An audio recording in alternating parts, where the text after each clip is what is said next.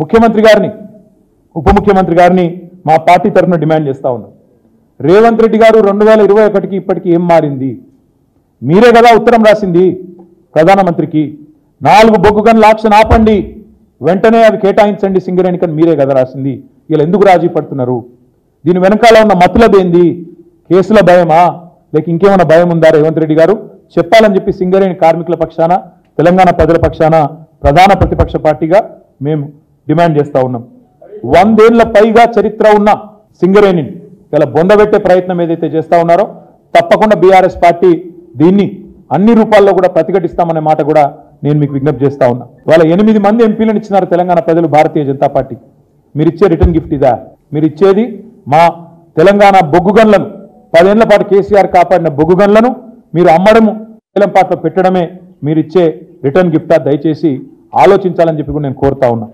అభ్యంతరం పెట్టాల్సిన రాష్ట్ర ప్రభుత్వం, గతంలో అభ్యంతరం వ్యక్తం చేసిన పిసిసి అధ్యక్షుడు, వాళ్ళ ముఖ్యమంత్రిగా ఉన్న వ్యక్తి ఎందుకు ఆహ్వానిస్తున్నాడు? కాంగ్రెస్ పార్టీ పెద్దలు కూడా ఈ విషయంలో చెప్పాలని చెప్పి కూడా నేను డిమాండ్ చేస్తా ఉన్నా. ఆనాటికి ఈనాటికి ఏం మారింది?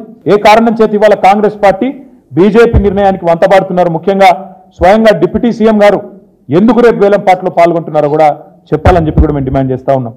సింగరేణి కార్మికులకు కూడా నేను విజ్ఞప్తి చేస్తా ఉన్నా. సింగరేణిని 2 జాతీయ పార్టీలు కూడా మేము ముందే చెప్పినాం, వీళ్ళిద్దరు కూడా కలిసి రేపటి రోజున సింగరేణిని అమ్ముతారు, ప్రైవేటీకరిస్తారని చెప్పినాం.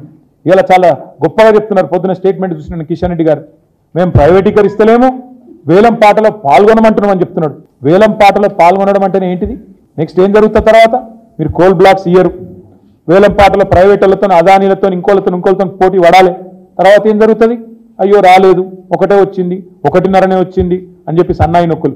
4కి 4 ప్రభుత్వ రంగ సంస్థకు నేరుగా ఇచ్చే అవకాశం ఉండగా ఎందుకు ఇవ్వట్లేదు? మీరు 4 మీ కండిషన్ కూడా పెట్టొచ్చు. 4 బొగ్గు గన్లు ఇస్తున్నాం, దానిలోకెళ్ళి ఒక్కొక్క బొగ్గు గన్ మీద ఇంకొక 10,000 మంది ఉద్యోగులను యాడ్ చేయండి, 10,000 మంది ఉద్యోగాలు కల్పించండి అని చెప్పి మీరు షరతు కూడా పెట్టొచ్చు కావాలంటే, నిజంగా ప్రేమ ఉంటే తెలంగాణ ప్రజల మీద. కానీ ఆ ప్రేమ లేదు. అందుకే మేము అనేది, సింగరేణి మెడ మీద ఈరోజు కేంద్ర ప్రభుత్వం కత్తి పెడితే ఆ కత్తికి సానబడుతున్నాడు రేవంత్ రెడ్డి, కాంగ్రెస్ ప్రభుత్వం. ఇది తెలంగాణ ప్రజలు అర్థం చేసుకోవాలి.